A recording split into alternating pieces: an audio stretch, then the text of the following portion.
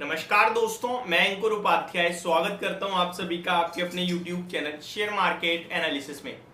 सबसे पहले तो आप सभी का दिल से धन्यवाद, क्योंकि लास्ट वीडियो मैंने बहुत ही दिल से बनाई थी। मतलब सारी वीडियोस दिल से रहती हैं, बट वो वीडियो थोड़ी मेरे पर्सनल व्यूज से रिलेटेड थी। कोई खबर शेयर नहीं करी मैंने, कोई स्टॉक शेयर नहीं करा, और वो वीडियो मैं चाहता था आप लोगों तक पहुंचे, देखो आप लोग। और इसीलिए मैंने आज दिन में 3:30 बजे आप सभी के साथ शेयर किया था कि एक वीडियो आज डालूंगा, वो जरूर देखना, मिड कैप, स्मॉल कैप और लार्ज कैप को लेकर। और आप लोगों ने देखा, इसके लिए दिल से धन्यवाद। और पसंद आई, सबसे अच्छी बात यह है कि लोगों को जो मैंने बोला वो ठीक लगा पॉइंट ऑफ व्यू, बस यही कहना चाहूंगा। अब कल का दिन बाजार के लिए बहुत इंपॉर्टेंट होने वाला है। अब आप कहोगे भाई आप तो डेली बोलते हो, ऐसी बात है कभी कभार।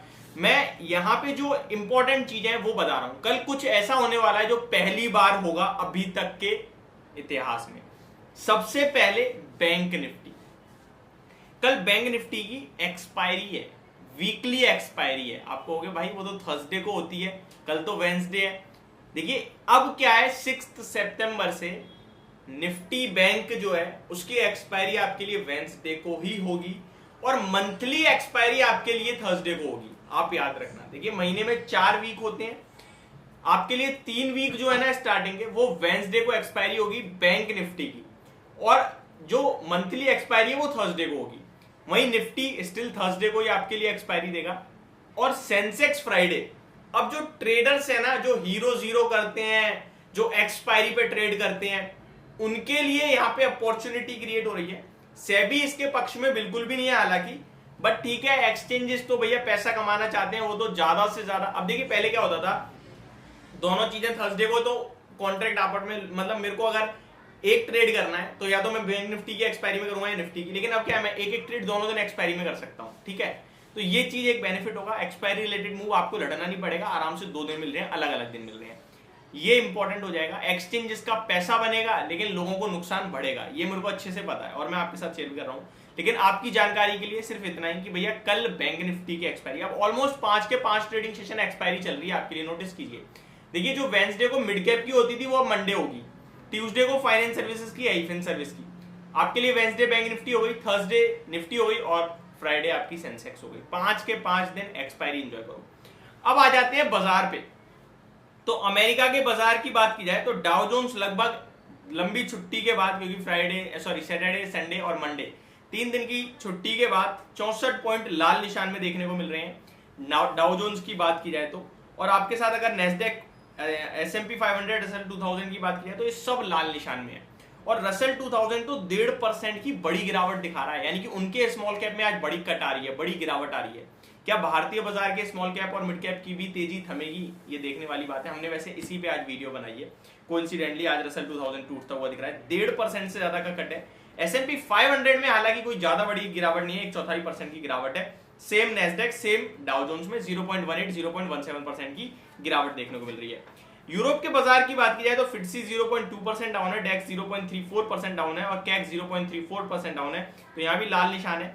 एशिया पैसिफिक निकाई को छोड़ दिया जाए तो शंघाई, हैंगसेंग, कॉस्पी सब लाल निशान में दिख रहे हैं, बट फ्लैट टू नेगेटिव है, कोई खास बड़ी गिरावट नहीं है।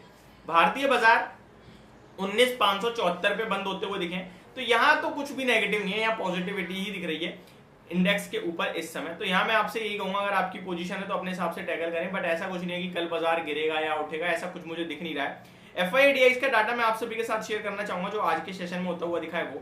तो FIIs की बात की जाए अगर आज की, पहले मेरे पास आज डाटा एक्चुअली में अभी दिख ही नहीं रहा, मुझे लग रहा है, मैं आपसे 2 मिनट, तो FIIs का डाटा अभी मैं छोड़ता हूँ क्योंकि मेरे पास यहाँ पे अभी दिख ही नहीं रहा है।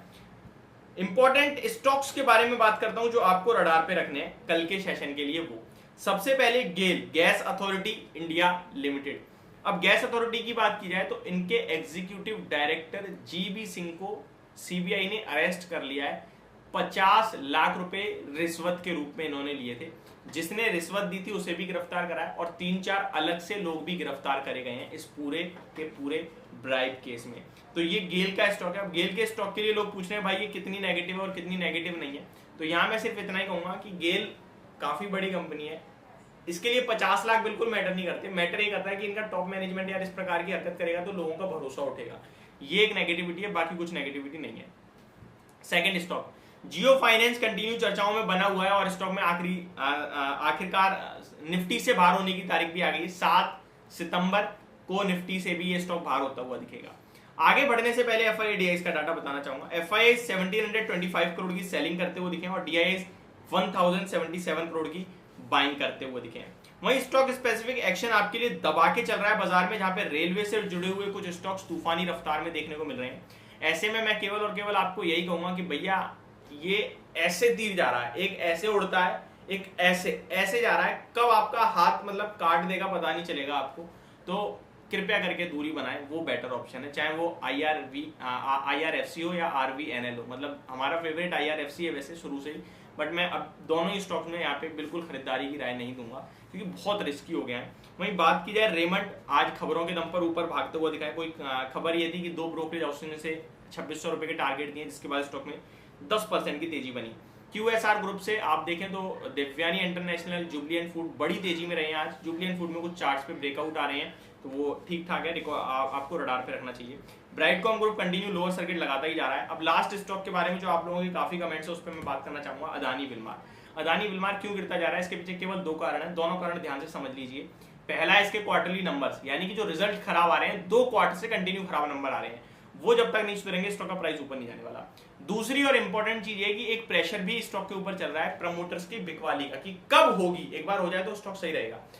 देखिए एक बीच में रूमर उठा कि 44% स्टेक बिकेगा, वो रूमर को बिल्कुल कंपनी ने खारिज कर दिया। लेकिन एक चीज जो आपको मुझे पता है, 75% प्रमोटर ओन कर सकते हैं, करंटली 86.35 ओन करते हैं, और 11% की बिकवाली OFS के जरिए होनी है, और OFS हमेशा डिस्काउंट पे ही आता है। तो ये 2 ओवरहैंग है, बाकी कुछ भी नहीं है। स्टॉक लॉन्ग टर्म के लिए अच्छा दिखता है, शॉर्ट टर्म में प्रॉब्लम में चल रहा है अभी। आप फ्रेश एंट्री और बॉटम फिशिंग कर सकते हैं चाहे तो। ये मेरी तरफ से आपके लिए वीडियो थी, होप आपको सब कुछ क्लियरली समझ पसंद दोनों होगा। Thank you so much for watching this video. Good night guys.